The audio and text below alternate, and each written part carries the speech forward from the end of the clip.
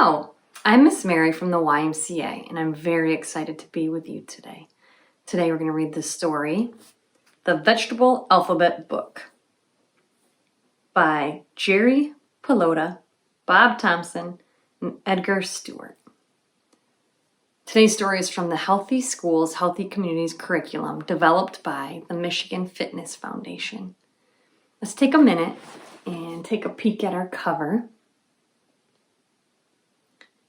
See the title and look at the pictures. And we'll take a look at the back. And I want you to use the pictures and the words and the title to help give you clues what you think the story is going to be about. What prediction do you have or guesses do you have that is going to happen in our story today?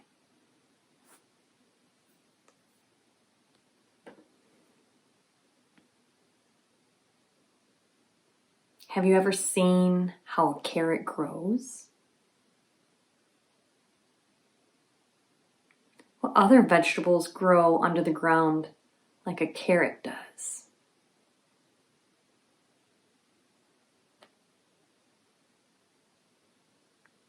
When's the last time you ate a vegetable like a carrot?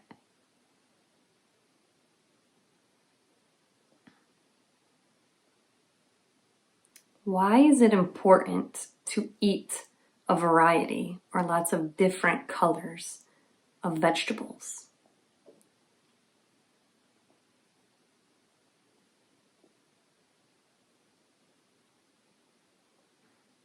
When we eat different colored vegetables, we get lots of different vitamins and minerals that can help all different parts of our bodies grow, like our eyes.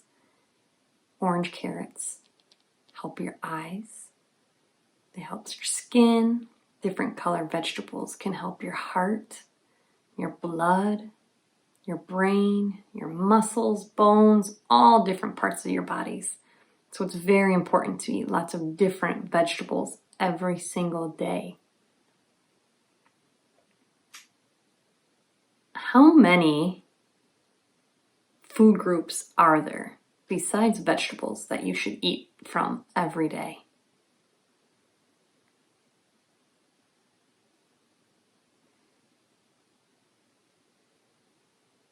Four. There's 5 food groups total, right? Fruits, vegetables, grains, protein, and dairy. Very good job. Well, let's listen to our story. Let's find out other vegetables that maybe you could eat if you haven't ever dared to try them yet. Here we go. The Vegetable Alphabet Book by Jerry Pelota, Bob Thompson, and Edgar Stewart.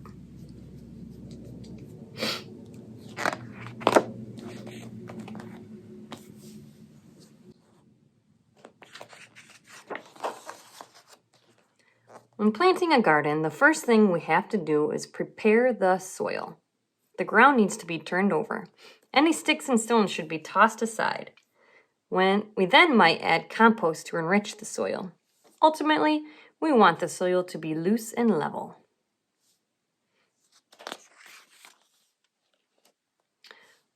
Oops! Here is a vegetable ready to harvest.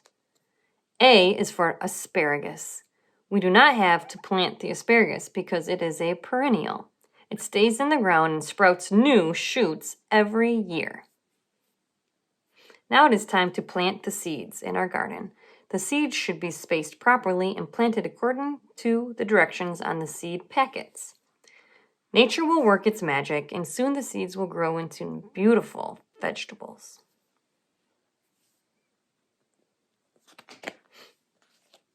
B is for beet. This is a root vegetable. The beet greens that grow above the ground can also be eaten. Some people like the beet greens better than the beets. Worms and toads are good for your garden. Hey, worm, wiggle your way to the W page where you belong. C is for carrot. Carrots are one of the most few vegetables that are bright orange in color. Of course, people are not the only ones who love carrots. D is for daikon. Daikon is white radish that is shaped like a big fat carrot. In this book, the letter D should be for difficult page. We had a hard time finding a vegetable that begins with the letter D. E is for eggplant. Years ago, eggplants were deep purple. Now, gardeners can grow bright white eggplants. Some are called ghostbusters, and others are called Caspers.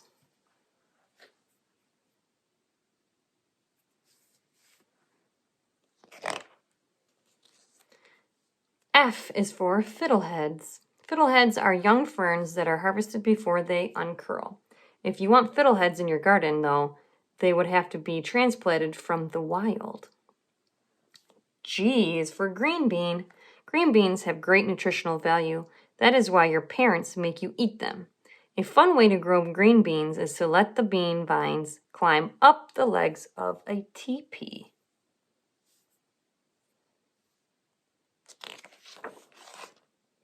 H is for horseradish. Horseradish is a big, ugly vegetable that has extensive roots. Horseradish is generally used in a hot sauce or seasoning for foods.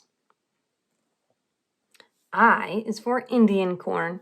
This corn is hard, colorful kernels. Indian corn is primarily used for ornamental purposes, especially around Thanksgiving. People do not usually eat it.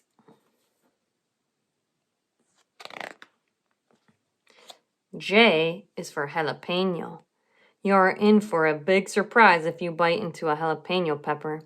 This is a hot, hot, hot vegetable. Eating one will make your mouth and throat feel like they are on fire. Jalapenos can even make you cry. Be careful.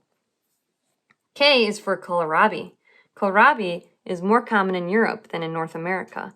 The many thick stems of this vegetable make it look like an alien spaceship with lots of antennas. L is for leeks.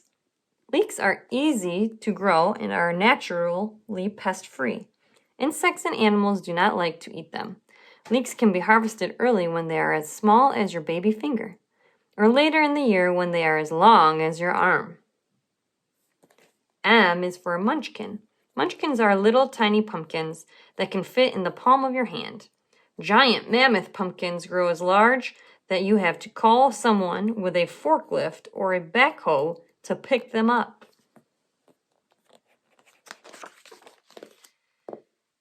N is for Norland potato. Potatoes grow underground. There are almost 300 different types of potatoes worldwide. Not all potatoes have brown or yellow skin. There are even red, white, or blue potatoes. The Norland potato has red skin. O is for okra. When picking okra, you have to be extra careful you do not pull down the whole stalk. Okra is an excellent soup thickener. Okra is also called gumbo.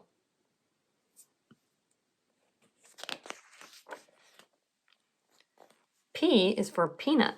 Peanuts have an unusual way of growing. As the stems of the peanut plant grow upward, some shoots turn downward and bury themselves. The peanuts actually grow underground. If we are going to have some peanuts in this book, we might as well have some popcorn. P is also for popcorn. Popcorn kernels are smaller than sweet corn that people eat. When popcorn kernels are dried, they still hold some moisture. If they are heated up, the moisture expands and pop, pop, pop goes the popcorn.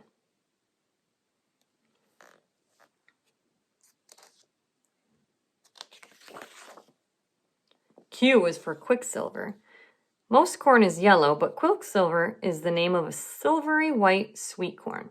It is fun to play hide and go seek in the corn stalks. R is for radicchio. Radicchio is an Italian vegetable like lettuce, but it is not green. Fancy restaurants often use radicchio as a decoration because of its unique color.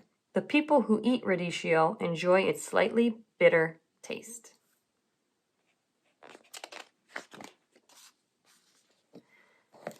S is for snow peas. Snow peas grow well in the cool spring weather. Sometimes you may even see the rows of peas covered in snow. This is how they get their name. Snow peas seem perfectly happy after a snowstorm.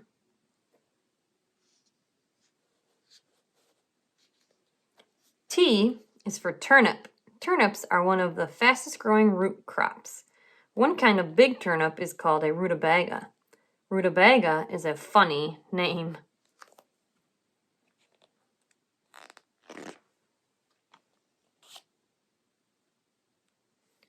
U is for Ultra Girl. Ultra Girl is the name of a really beautiful tomato. Boys should not be mad though. There is also a little larger tomato that is called Ultra Boy. Tomatoes are the most common vegetables grown in gardens. V is for Victory Cucumber. Did you know that pickles are cucumbers? Remember, keep your hands out of the pickle jar. V is also for Victory Garden. Victory Garden is the name given to gardens that families grew to help feed people during World War II. While farm-grown vegetables were being shipped overseas to the troops, families were encouraged to grow their own victory gardens.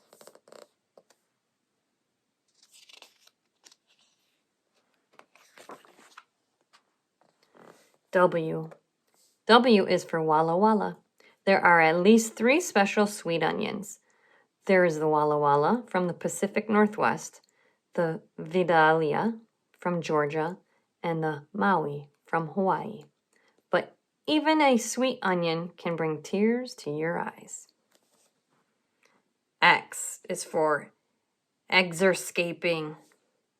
Exerscaping is the art of growing plants with hardly any water.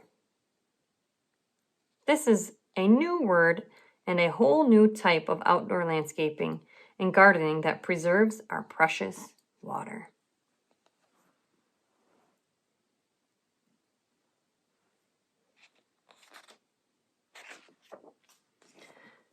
Y is for yard-long bean. This bean can grow to be about 36 inches long. You can use it for a belt, you can pretend it's a jump rope, or you can cook it and have a very long lunch. Woodchuck, you should go to the W page too. Z is for zucchata.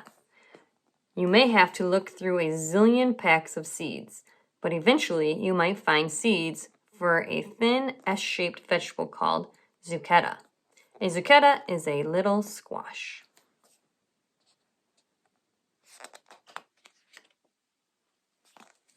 Winter is coming, and now it is time to put the Victory Garden to bed. Good night, Victory Garden. The end.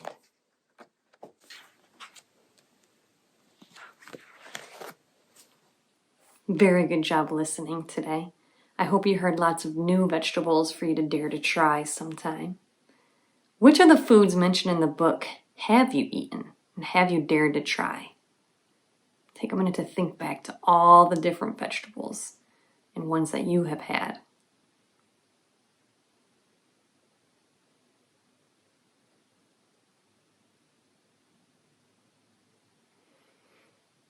What ways can you put vegetables together with other foods to make a good tasting and healthy combination food?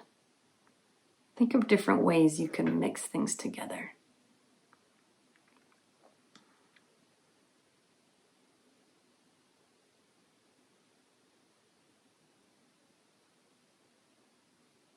I love to mix my fruit with